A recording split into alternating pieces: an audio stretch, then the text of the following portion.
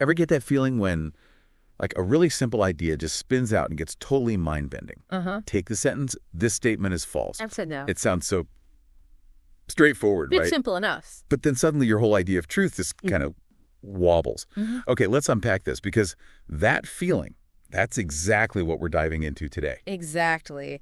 We've been digging into selections from Douglas Hofstadter's amazing book, Gödel, Escher, Bach, An Eternal Golden Braid. Right. And for you, the learner, our goal is really to pull out the key insights from this incredible tangle of ideas, self-reference, paradoxes, Right. all that tricky stuff. And how they connect up in surprising ways. Totally. To math, computation, art, even consciousness itself. You shared some really fascinating sources with us, discussions on, logic, these formal systems, and some genuine head-scratchers, those thought experiments. Yeah. There's a lot there. And knowing you want to get to the heart of it, like quickly but properly, Yeah. we're really aiming for those aha moments today, guiding you through this, without getting bogged down. Yeah, that's the plan. What's so cool here is how Hofstadter shows the links, the unexpected connections between things you wouldn't normally put together. So what's the roadmap for today? Well, we're going to start with that classic liar's paradox. Hmm. Then we'll journey into Gödel's big one, the incompleteness theorem. Okay. Look at some related puzzles like Russell's paradox, Grelling's. Then touch on the very early ideas of computers with Babbage and Lovelace. Ah, the pioneers. Right. Then think about AI, how meaning works, interpretation. And finally, loop back to the limits of these formal systems and maybe even what we can know about ourselves. Wow. Okay, quite a journey, as you said. So let's start with that brain teaser. This statement is false. It's like a modern version of that old Epimenides paradox, right? The Cretans saying all Cretans are liars. Spot on. And here's where it gets really weird. Well, think about it. If this statement is false, is true. Then it has to be false. Right. But if it's false, then that means it must be true. It just loops. Infuriatingly. that loop, that self-reference, that's absolutely the key thing. Hofstadter calls it a one-step strange loop. Strange loop. I like that. Yeah. And he connects it visually to Escher's print gallery, where the picture seems to loop back and contain itself. Oh, right. I could picture that. But the real breakthrough, the genius move, was Gödel taking this philosophical knot, this contradiction, and figuring out how to express it using the precise language of mathematics, making math look inwards, basically, having mathematical reasoning analyze itself. That was revolutionary. And out of that mathematical soul-searching came this pearl, as Hofstadter puts it, Gödel's incompleteness theorem. Precisely. It showed up as Proposition the Sixth in his 1931 paper. A huge moment. Okay, so the theorem itself, it comes from this deep, complex proof, but the core idea is... Well, grasping the core idea is one thing. Wrestling with the proof is another beast entirely. Yeah. But yeah, we'll touch on both. To really get why Gödel's work was such a big deal, we probably need a bit of context, right? What was going on intellectually back then? Good point. So the 19th century, leading up to Gödel, there was this massive push to make math absolutely rock solid, to formalize everything, make logical reasoning completely rigorous. People like Boole. Yeah. Even Lewis Carroll, right? He was a logician, too. Yeah, exactly. Boole, De Morgan, Frege, Peano, Hilbert, all these brilliant minds trying to nail down what proof really means, building these perfect logical frameworks. But while they were building these perfect systems, math itself was getting weirder. Kinda, yeah. You had Cantor developing his theory of infinities, really powerful, really elegant, but also deeply counterintuitive sometimes. Okay. And pretty soon, exploring these new mathematical landscapes started throwing up paradoxes, things that just didn't make sense, and they really rattled the foundations people were trying so hard to solidify. Right, like Russell's paradox. That's the famous one, isn't it? About sets. That's the one. It plays with this simple idea of sets. Most sets, they don't contain themselves, like the set of all cats isn't itself a cat. Makes sense. But maybe some sets could contain themselves, like maybe the set of all things that are not cats. But Russell focused on something specific. He said, let's consider R, the set of all sets that do not contain themselves. These are the normal run-of-the-mill sets. Okay, the set of all normal sets. Got it. Now the killer question, is R itself normal? Is it run-of-the-mill? Uh-oh. Let me think. If R is normal, then it belongs in the set of normal sets, which is R itself, so it contains itself, which means it's not normal. Exactly. Okay, but if R is not normal, that means it does contain itself, But R only contains sets that don't contain themselves, so it can't contain itself. Arc, you got it. It's another impossible loop. And it wasn't just a party trick. It showed a fundamental flaw in how people were thinking about the very basics of set theory and logic. Wow. Okay. And there's a language version, too. Grelling's paradox. Yeah, a linguistic cousin, as you said. It uses adjectives. So some adjectives describe themselves, right? Like polysyllabic is polysyllabic, or English is English. Okay, self-describing. We call those autological. But most adjectives don't describe themselves. Like long isn't long, blue isn't blue. Right. Non-self-describing. Let's call those heterological. Now, the question is, what about the word heterological itself? Is it heterological? Okay, hang on. If heterological is heterological, then it doesn't describe itself. Yeah. But it's supposed to be heterological, meaning non-self-describing. Wait. Keep going. If it is heterological, then it doesn't describe itself. That fits the definition. So it is heterological. No. If it isn't heterological, that means it does describe itself. So it's autological, which means it's not heterological. It's the same loop again. Exactly. It seems like simple wordplay, but again, it pokes holes in our basic understanding of language, categories, self-reference. It shows how slippery these concepts are. So these paradoxes were like warning signs, cracks in the foundation. Definitely. But Gödel took it way further. He showed these weren't just edge cases. They pointed to inherent, unavoidable limits within even sophisticated mathematical systems. How do people try to fix these paradoxes initially? Well, one main idea was to create hierarchies of language. Like levels. You have your basic object language talking about, say, cats. Okay. Then you have a meta language to talk about the object language. You could say things like, snowball is white is a true sentence in the object language. Right, talking about the talk. Exactly. And you could have a meta language and so on up the chain. The idea was that a paradoxical statement like this statement is false messes up the levels. It refers to itself so it doesn't fit neatly anywhere. So they just declare it meaningless. Pretty much. Or they try to figure out which level it should belong to, and since it couldn't, it was sort of ruled out of bounds. Same for heterological. What level does that belong on? It talks about adjectives, which are words, which are part of language. It blurs the lines.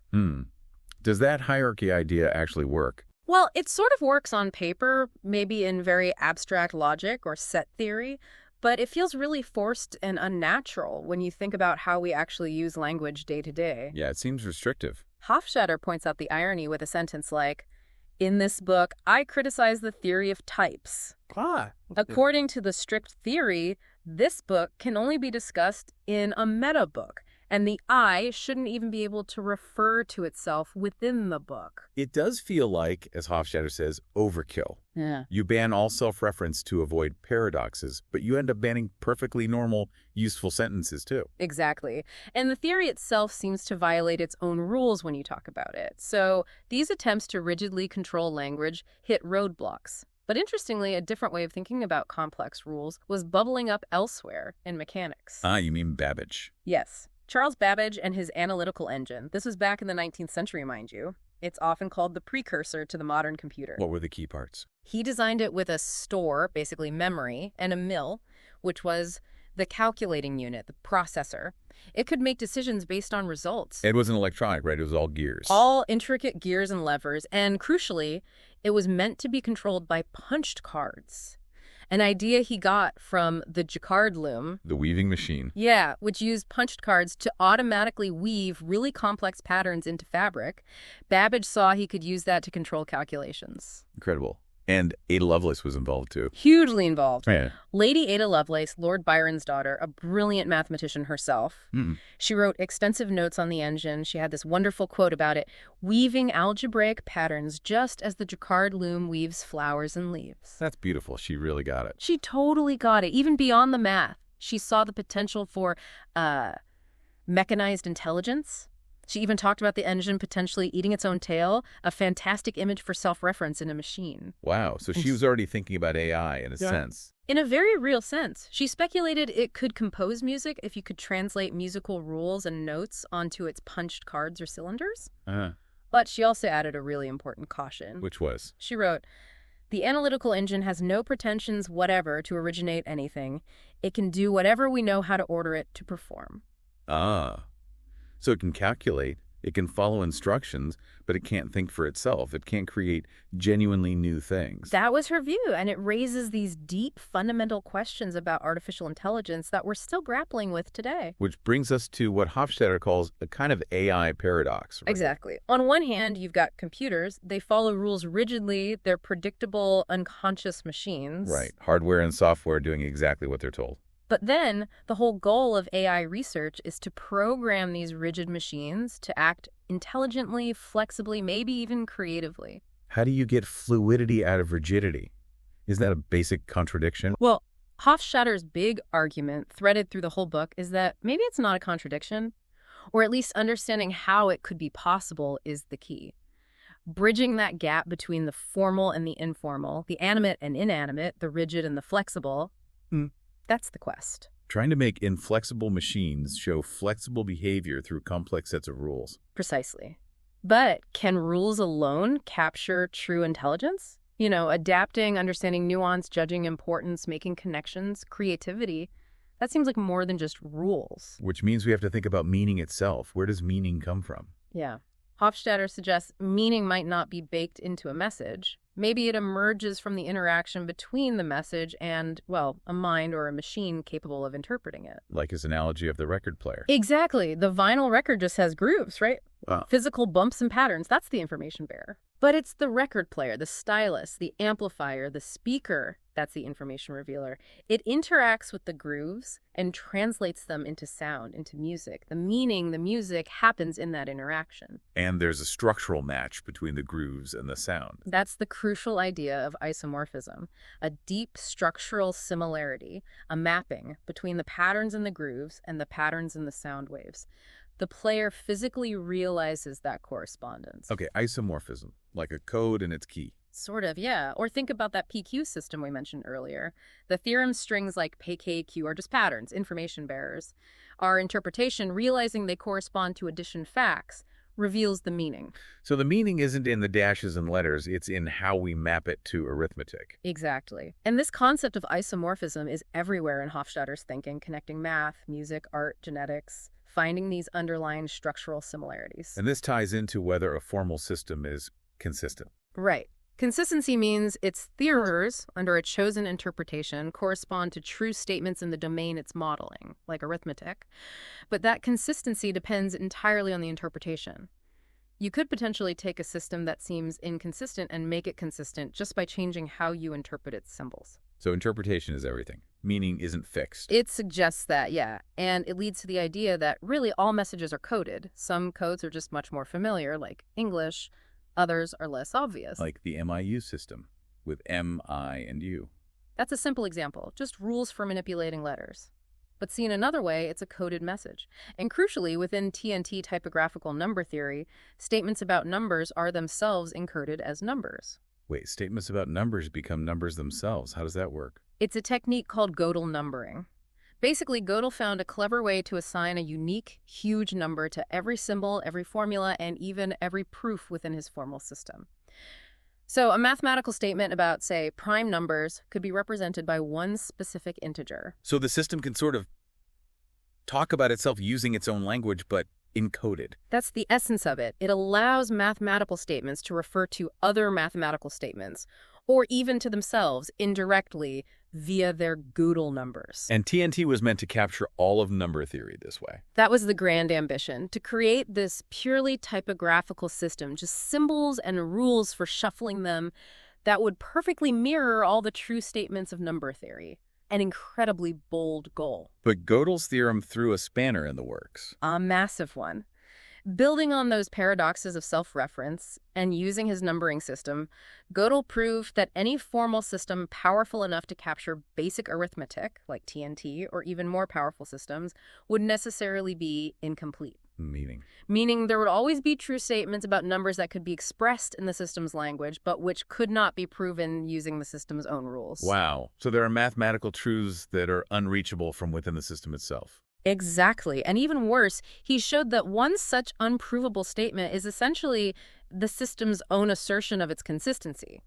A system can't prove its own consistency using only its own rules. That sounds profound and kind of devastating for that project of building a perfect, complete foundation for math. It absolutely was. It showed inherent limitations right at the heart of formal reasoning. Which brings up that wild question.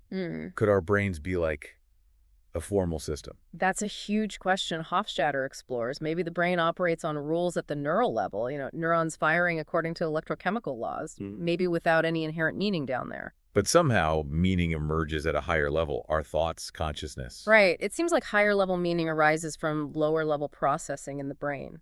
Is that analogous to how meaning emerges in the Gödel construction through that encoding, that Gödel numbering? Is it the same kind of process? It's unclear. In Gödel's proof, the higher level meaning, like a statement saying, I am unprovable, is carefully constructed and derived from the lower level via the numbering. In the brain, it feels more emergent, maybe less directly tied level to level. And could we, skim off that top level of brain function, the consciousness part, and run it on a computer? That's the billion-dollar question of strong AI, isn't it? Or do we need to understand and maybe simulate the brain at a much lower level, the languages of the brain themselves, to replicate true understanding? There's a view called the Church-Turing thesis, the microscopic version. What's that about? Yeah, it basically suggests that any physical process, including the behavior of living cells like neurons, can be simulated to any desired degree of accuracy by a universal computer, like a Turing machine or practically a standard computer, given enough information about the initial state and the rules governing it.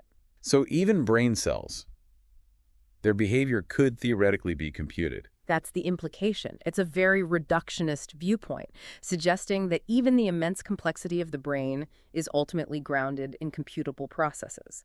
That, in principle, it's understandable and replicable.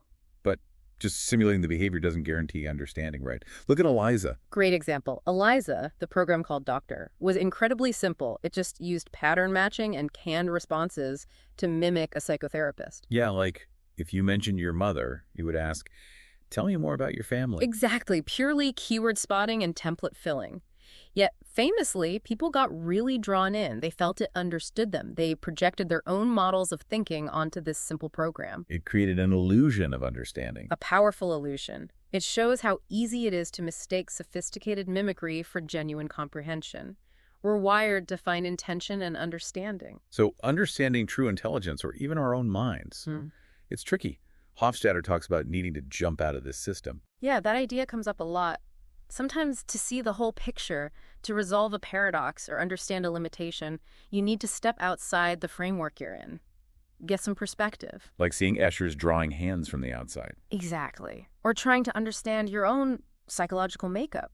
Can you ever fully grasp your own biases, your own mental rules, from purely within your own thoughts? Probably not completely. It's like trying to see your own face without a mirror. Right. Or like Escher's dragon, forever trapped on its 2D plane, unable to perceive the third dimension it exists within. Maybe there are similar Gödelian loops, inherent limits to our own self-knowledge. Which leads to maybe the deepest, most personal paradox. Yeah. Thinking about our own non-existence. Yeah.